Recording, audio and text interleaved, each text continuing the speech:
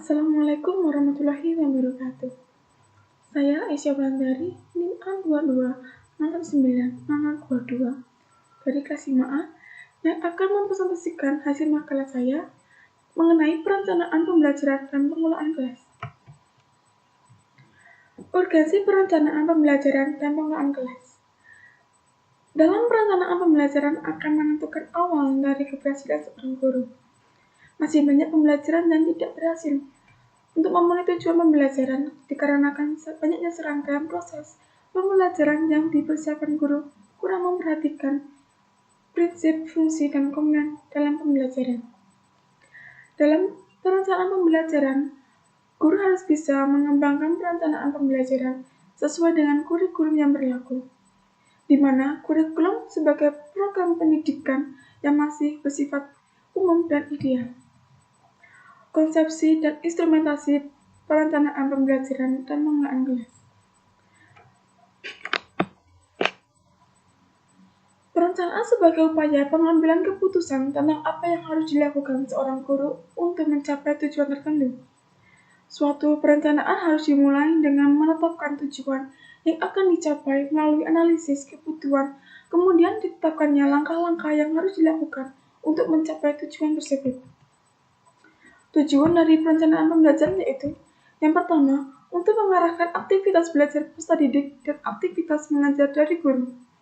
Yang kedua, untuk mengetahui kemajuan peserta didik. Yang ketiga, untuk menghasilkan proses belajar mengajar yang maksimal.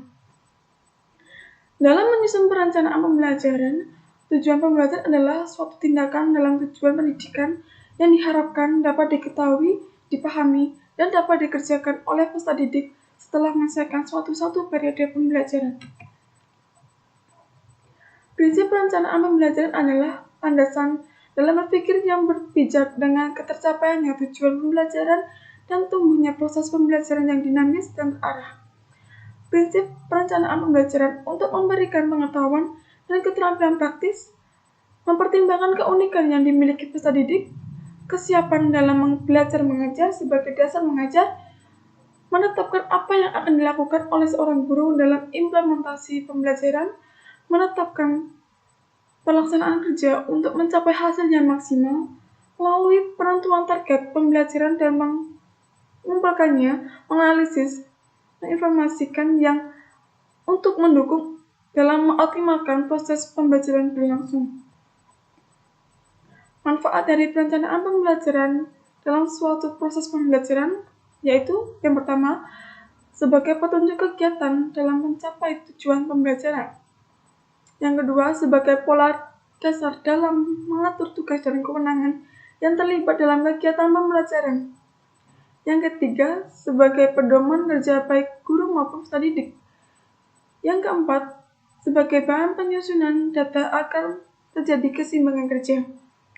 Landasan dasar yuridis dan teoretik perencanaan pembelajaran dimuat dalam Undang-Undang Nomor 20 Tahun 2003 tentang Sistem Pendidikan Nasional. Instrumentasi rangkaian analisis. Yang pertama, kebutuhan peserta didik. Kebutuhan peserta didik seperti kebutuhan fisiologis, yaitu kebutuhan yang paling mendasar pada peserta didik seperti kebutuhan makanan, minuman, dan istirahat. Kebutuhan ini sangat akan dirasa aman, diantaranya rasa aman fisik, stabilitas, keterlindungan, perlindungan, dan kebebasan dari bahaya yang mengancam. Yang kedua, penentuan tujuan pembelajaran. Penentuan tujuan pembelajaran dibutuhkan penyusunan tujuan pembelajaran yang baik seperti perlu untuk melibatkan model pengembangan tujuan pembelajaran. Contohnya seperti model ABCD atau model SMART. Yang ketiga, pemilihan bahan ajar. Untuk mengidentifikasi dalam menentukan aspek-aspek bahan ajar yang terdapat dalam standar kompetensi dan kompetensi dasar yang menjadi tolak ukur dalam pemilihan bahan ajar, dengan mengidentifikasi jenis materi yang sesuai dengan bahan ajar yang sesuai dengan standar kompetensi dan kompetensi dasar, dengan memilih bahan ajar yang sesuai dengan standar kompetensi dan kompetensi dasar. Yang keempat, strategi dan metode pembelajaran. Strategi pembelajaran adalah gabungan dari beberapa kegiatan, cara mengorganisasikan materi pembelajaran, bahan ajar, peralatan, dan waktu yang digunakan dalam proses belajar mengajar kepada peserta didik untuk mencapai tujuan pembelajaran yang sudah ditentukan. Yang kelima, kegiatan pembelajaran. Kegiatan pembelajaran adalah suatu kegiatan guru dan peserta didik atas dasar hubungan timbal balik yang berlangsung dalam situasi edukatif untuk mencapai tujuan pembelajaran. Yang keenam, penilaian hasil belajar. Penilaian hasil belajar adalah proses pengumpulan data untuk tercapainya pembelajaran peserta didik dalam aspek keterampilan yang dilakukan secara sistematis.